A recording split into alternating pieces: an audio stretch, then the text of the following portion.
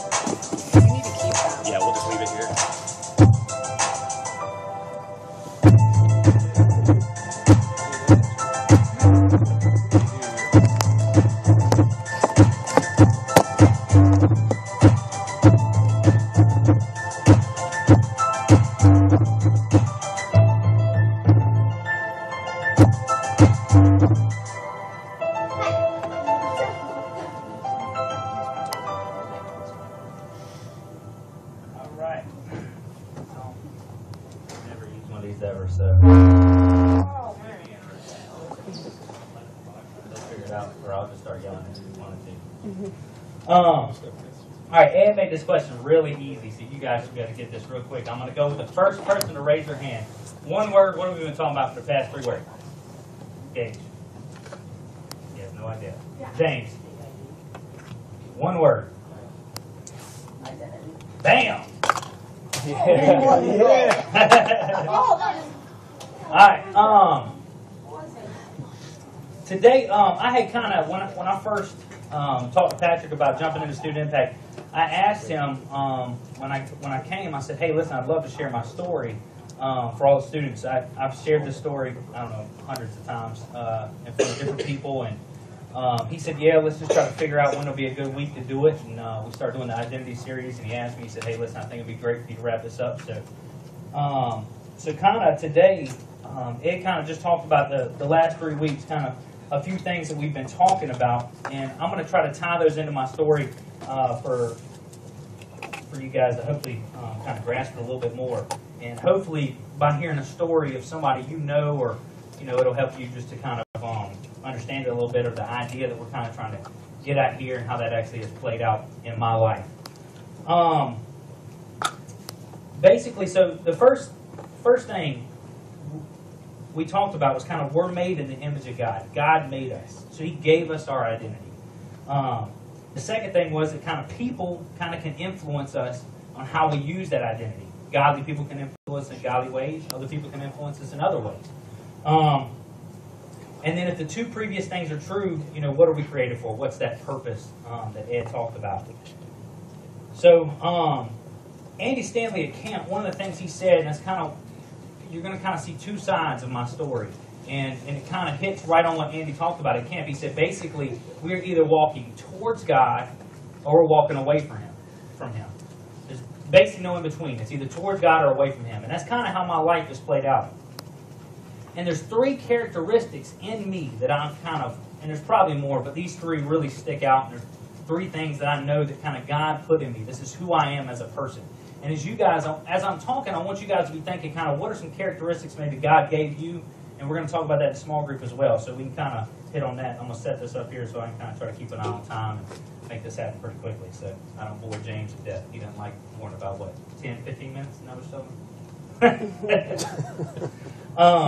So 3 characteristics that I know are me, and you guys have probably seen a lot of these kind of thrown out there. Number 1 is easy to get. I'm a fighter. I've been a fighter my whole life. Different things, different causes, different reasons. Always been a fighter. That's just kind of in me. It's one of my characteristics. I'm a leader. I lead typically wherever I go, whether I'm at work or friends or groups or church or wherever. I'm always kind of jumping to take that lead role. And I'm a giver.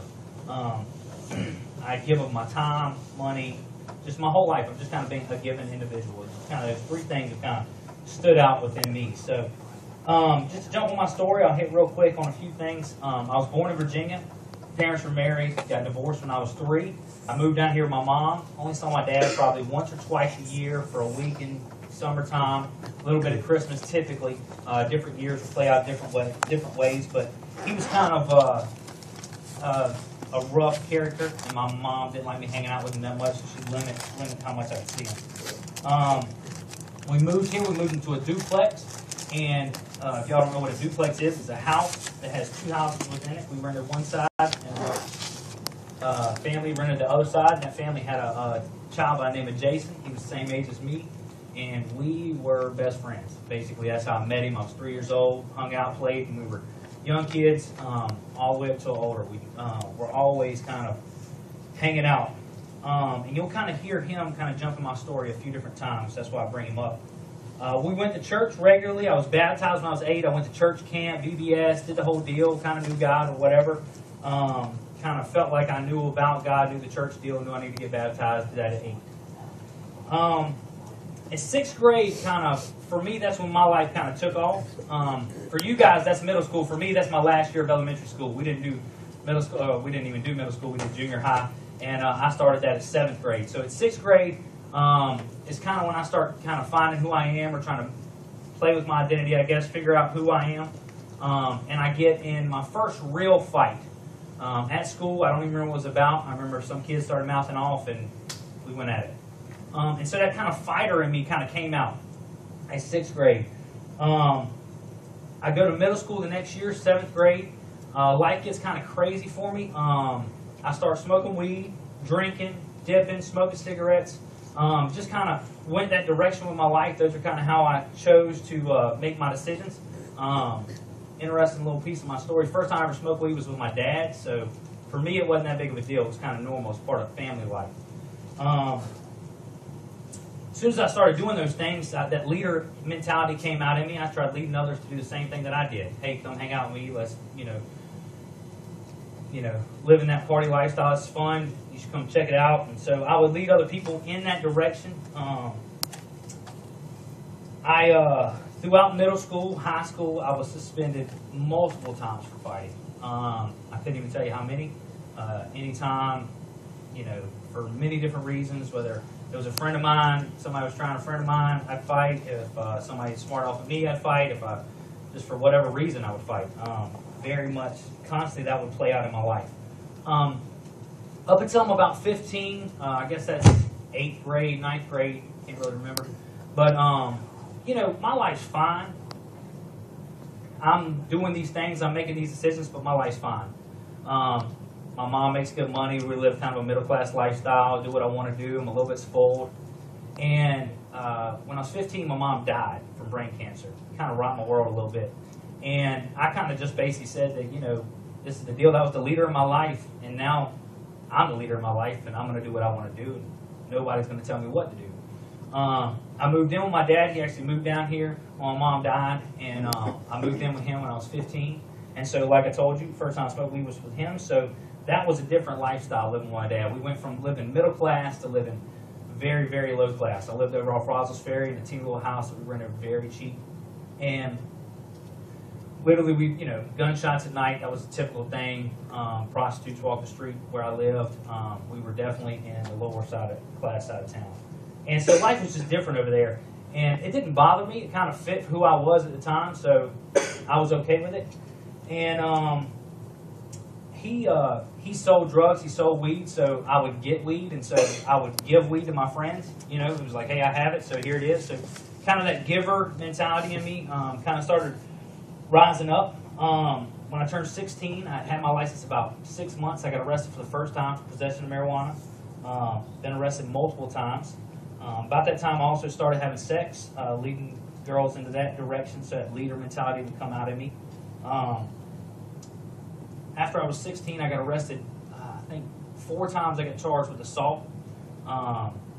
Different times. There was a time in my life where I was in and out of court literally weekly. Like it became this like stress in me. Like I always had to go to court and sit in line and sit in court and hear charge, hear whatever, and usually it'd be a fine or something like that. And this just became normal for me. It was my lifestyle. People I hung out with, it was typical for their lifestyle too, so I didn't think it was that big a deal. It didn't really faze me. Jail. If I went to jail, I was like, well, it's what it is. I never. Those things that society kind of put in there to try to hold you back. Hey, don't do this. Don't make these decisions because you may go to jail. Or hey, don't make these decisions because it may lead that. That never really slowed me down. I made the decision that I want to do again. No leader in my life besides me. I make my decisions. So throughout, that's my whole kind of teenage life. And then I graduated high school amazingly. Through night schools, a different field than probably most of you guys have gone through. And at my graduation, I met Chris Brown, Braden's dad. And he had just taken a position at East Baptist Church, the church that I kind of grew up in. And my grandmother was like, hey, my grandson's graduating, please come out and meet him. And so he did. And I remember meeting him, and that's about it. Went on about my life and kept living it how I had been living it. By that time, I moved in with 3 friends. Me and 3 buddies got a house. Big mistake.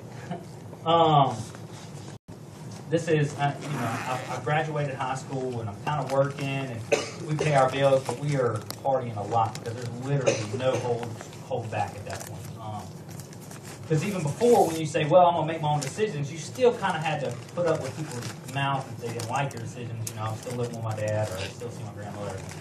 But once you're out on your own, nobody there's really no control over your decisions. I can do what I want. One of my roommates is a drug dealer, again, so it's easy for me to get drugs, and I would give them out again. Again, this is just kind of in my identity, who I am, who God made me. I'm a giver, so I give. This is how it plays out before I'm actually kind of following God. At this point, too, fights escalate. This is no longer, hey, I'm in school, somebody mouthed off, I hit him in the face. It's not, that's not a big deal. It's not a big fight. Maybe you get hit in the face yourself, but those are. But once you're out of school and kind of you're dealing with kind of men, fights escalated. They escalated very quick for me. There was multiple times where I was with a group of people and we would shoot at other people. People would shoot at us. I've never shot anybody, thank goodness. I probably wouldn't be talking to you guys today. But there was multiple instances where that did play out, and we were always, if we were in fights for weapons and just bad stuff. Amazingly, through this time, I'm kind of, I guess the word would be depressed. I don't know if I was just stressing or what, but not real happy in life. Life is kind of rough, but at the same time, there was times I enjoyed it too. So I'm kind of playing it back and forth at this point, but for some reason, I cannot even tell you why I started going to college and career class at East Baptist Church. I had pretty much stopped going to church at this point. Before that, probably the last couple of years, between 18, 19, 17, I didn't really go to church a whole lot. And for some reason, I just decided to start going. I can't even really tell you why. And a couple of my friends were going too, so we all just went. And I think we were just at a stage in our life where we didn't really like where we were going, so we thought maybe church would slow us down a little bit. And I went to college and career. Jason, my buddy that I told you I grew up with, he ends up moving in with Chris. His parents, when we got evicted out of our house, and I moved back in with my grandmother, and his parents said there's no way you're moving into our house. So Chris opened his doors for him. And I kind of see giving in a different way than I've ever seen it in my life. It's kind of, that's kind of amazing because we weren't the type of guys you just said, hey, come move into my house. Braden's a baby at the time, or his mom was pregnant, one of the two, but still kind of a young couple with a baby. You don't bring me and my friends in your house. You know what I'm saying? That's just not who we are. And so when he invited him to live with him, it made a big impact in my life. I saw kind of giving in a different way. Then I'm at a college and career gathering at Carolina Lanes right over here, and me and Jason were riding there. And on our way there, I see 2 kids. At this point in my life, I've got a lot of enemies. It's just the lifestyle I was living, had a lot of enemies. There were certain times, certain people, I didn't want to see them out. They didn't want to see me out because they typically knew that was going to end in a fight. And so we're driving to Carolina Lanes. I see 2 of the kids behind us that I know don't like us. And I tell Jason, I'm like, hey, listen, just so you know, these kids are behind us. They fought us the last 2 turns. When we get to Carolina Lanes, I don't know what's going to go down. So I pull in, they pull on straight. So we're like, all right, cool, no worries. So we walk in Carolina Lanes, and we're bowling with the college career group. This is all Christian people and a Christian gathering for a Christian event. And I'm on a payphone because at this time I don't have a cell phone. Cell phones hadn't been invented at that point, but I didn't have one. And so I'm on a payphone calling a friend, inviting them up there because, hey, it's cool, we're having fun, you should come check it out. And I look over, and I see about 20, 25 kids come rolling in the door. Those 2 kids had gone and got, and I knew it was about to go down. And so I just kind of turned around and kind of took a deep breath. About that time, one of them took my head, slammed it right into that payphone. And I busted my lip, had to get 4 stitches. And I turned around, jumped in, did what I could. Jason saw what was going on. He jumped in, did what he could, but 2 on 20 doesn't work out real well. We both got bruised up pretty bad. Went to the hospital that night. And I just kind of remember, being like, man, like now I'm left with no option. What do I do? I go back at them. They've got me. Now it's my turn. I get to go back at these dudes. How long is this going to go on? How many more times are we going to do this? And so, I don't know, kind of these things start working out at me. I still go to the college and career group, and we went on 2 trips that year, that next year, the year that I was 20, basically. We went on a ski trip, we went on a beach trip. I remember going on a ski trip, it was in the wintertime, and I remember just having some questions. I knew God, I knew church, I knew the whole deal. I felt like I was a Christian, felt like I was going to heaven, but I don't know. The questions that I have were different. Maybe God's a little different. Maybe He looks a little different than maybe the way I viewed Him. And those questions kind of did wrestle within me, but I went home, I left that trip, and went right back on to living my life the way I lived it. And then we went on a beach trip, and about 6 months later, and I remember that beach trip, Jason was living with Chris. He had asked Chris, he told Chris that he wanted to quit smoking. And Chris was like, listen, I tell you what, I'll quit drinking sodas if you'll quit smoking cigarettes, and we'll kind of keep each other accountable. Just kind of something, hey, how are you doing? You can ask me how I'm doing, and we keep each other accountable. And Chris looked at me and he said, hey, Roger, if you want to jump in on this too, man, we'd love for you to be a part of it too. And I said, Chris, man, I appreciate it. I said, but this is the deal. I said, I know me. I said, the deal is if I want to quit something, I'll quit it. But I don't know that I want to quit it. I'm going to just be honest. This is who I am. When we left that trip, and I remember that question wrestled inside of me. Well, I say if I quit something, if I want to quit something, I'll quit it. Do I want to quit this lifestyle I'm living? And that was kind of the first step of God really, or at least me realizing my need to turn to God. And that basically I had been walking away from Him, and it was time for me to turn to Him. Before that, honestly, man, through everything, the fights, the drugs, the drinking, all that stuff, I never really thought anything much about walking away from or towards God or anything. I thought, at the end of the day, God made me, and I believed in a Creator, and I just thought, I'd go to heaven when I died, and that's basically the extent of what I thought God was. So then I start turning towards God, and as soon as I do, I start inviting friends to church. Because, man, this is kind of doing something radical in me. I'm kind of changing. I give up smoking, drinking, all in a week. I mean, it's like, I just put it all down. And I'm doing a lot harder drugs at this point, too. But I put everything behind me. And I say, I'm not going to do this stuff anymore. And that was kind of like, that's what I thought I needed to do. That's what I thought Christianity was. Hey, I just won't smoke and drink, and, I live this good lifestyle, and that's all I thought it was. So that was kind of my first step towards God. God had so much more in store for me, so many more doors to open through the next 11 years to now. And so that first thing, that leader mentality in me, that personality in me, I started inviting friends to church. And within 3 months of changing my life, Chris asked me to go to camp with some middle school boys and kind of chaperone a room. And I was like, yeah, I'll do it, man. I'd love to. And I go there, and it's an amazing week, and I meet 2 kids.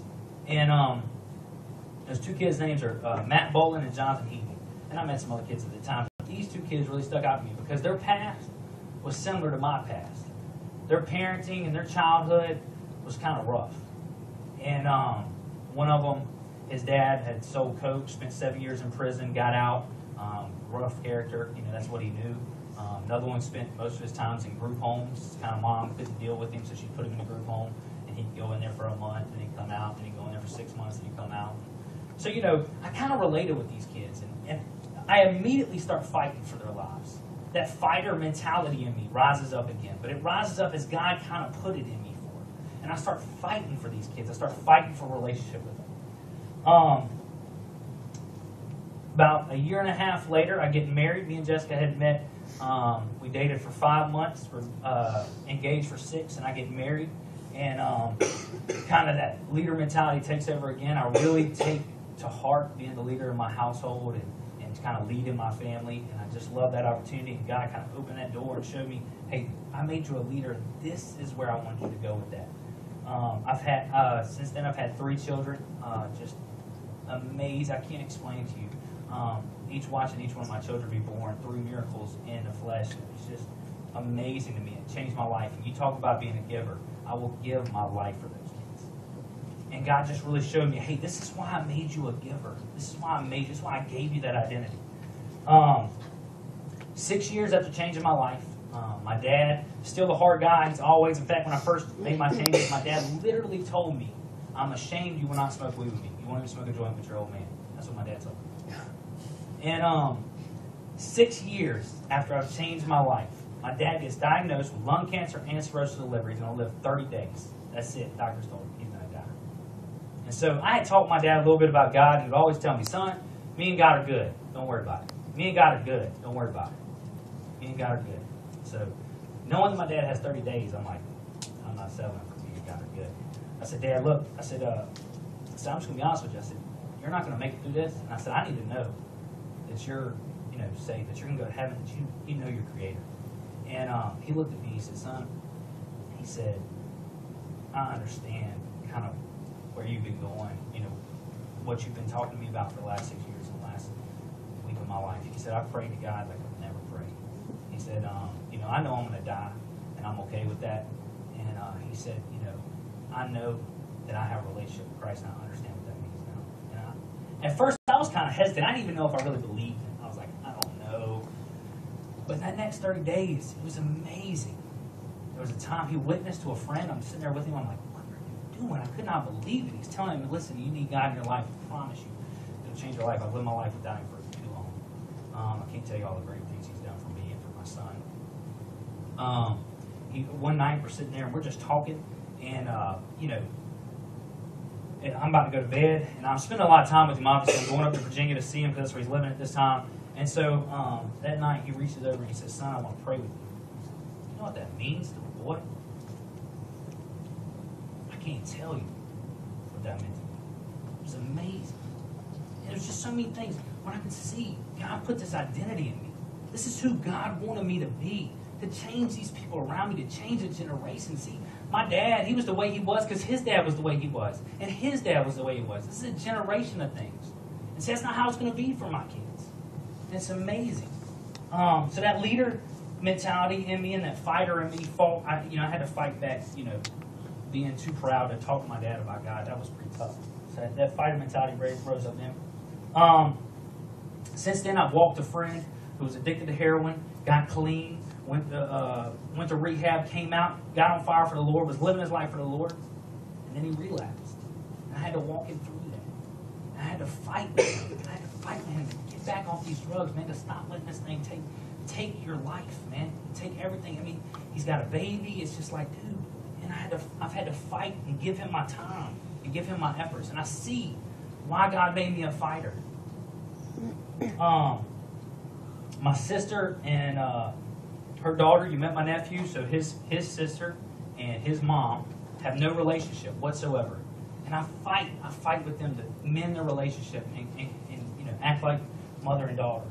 It's that fighter in that. I've helped start Ridge Church, like Ed said. I've given a lot of time and a lot of effort to make all this kind of come together, and I love it. I don't regret a minute of it. I love every instance, every second of it, because I know that we're trying to do something to change this city. So that giver came out of me then. And then you guys just experienced this a few weeks ago. Those of you who went to camp, my nephew came with me. And he's grown up in a crazy lifestyle with my sister, and I could go over all that. But he gave his life to Christ at camp. And I was able to lead him into that. It was amazing. And that leader. And so these three things, just to conclude what I'm talking about, is when I look at my identity, and I look, God made me to be a fighter, and to be a leader, and to be a giver. And it's God's put things in you. It's how are you going to use those? Are you going to use them for your own self, like the first half of my life? Use them to do whatever? Or are you going to use them and use them for the purpose that God made them for? And be able to see change and this amazing, really live life to the full, as the Bible talks about. That Christ gives us life and He gives it to the full. My life verse, I'm going to close on just a few quick things. My life verse is Jeremiah 29:11. And it says, for I know the plans I have for you, says the Lord. Plans to prosper, not harm. Plans of hope and a future. See, in my life, when I lived out my plans, when Roger said, hey, he's going to live life for himself, my plans, all I did is harm. I harmed myself. I harmed the people around me. That was never God's plan. I gave you this identity. not for you to harm, but for hope and a future for you to prosper. And that verse is just spoken to my life. And I told you about my friend Jason. So I'm going to close this story. Me and Jason grew up together. When I started smoking weed, obviously I encouraged him to. He did. We lived very similar lifestyles. We fought for each other many times. I'd fight for him because somebody tried him, or he'd fight for me because somebody tried me. I led him in all those different directions. I gave a lot of time to him. I fought for him, literally, so that all three of my identities played out in his life very well. But when I made my changes, obviously, I reached out to him. I was like, man, Jason, come on, man, you got to come alongside me. We got to do this thing together. He kind of leaned that way, but he just never was ready to kind of make that full turn. And I believe in my heart that Jason was a Christian, that he loved God, but he just couldn't really give up everything. He was just like, I just don't know if I want to live that whole lifestyle. But when I was 25 years old, me and him and a couple other buddies went to a Bobcats game. My wife went. She's pregnant at the time. And they're drinking pretty heavily at the Bobcats game. And we're loving it. After the game, me and my wife, we always call it early at night because I don't ever want to hang out as it keeps escalating because I know where things are going to that old lifestyle. So I don't ever hang out that late. Usually go home whenever I'm hanging out with guys like that. And so they going out and they continue to party. And my little cousin's with him at the time. And the two of them, they just keep on pushing it. And everybody else is left at this point. They go to another bar and they're drinking some more. And they end up driving home. And on the way home, Jason flipped his car. My cousin's in the car with him. My cousin's got a seatbelt on. Jason doesn't. Jason dies instantly. And I got a call at 2 o'clock in the morning. And that's what I hear. And see, since then, don't get me wrong, Jason made his own decisions. But I have to know that there was a time in my life where I influenced him down that path. I used my leader identity that God gave me to take him down that direction. I used the fighter in me to fight with him in that direction. I gave to him all the time different things to help his path down that direction. Now, he made his own decisions, and he chose to do what he did that night. I absolutely believe that. But the bottom line is God says, I have plans not to harm you or the people around you. Plans to prosper and plans of hope in the future. So that means a lot to me. Kind of, as we're going to get ready to go in small groups, I want you guys to be thinking, I told you this, we're going to kind of start doing this. I want to lead out a question. As we go to small groups, I want you to be thinking, what characteristics do you feel define you and make up your identity? Make up who you are. Things that God gave you. And just be thinking about it, maybe 1, 2 characteristics, and let's prepare to share those in small groups. That's it.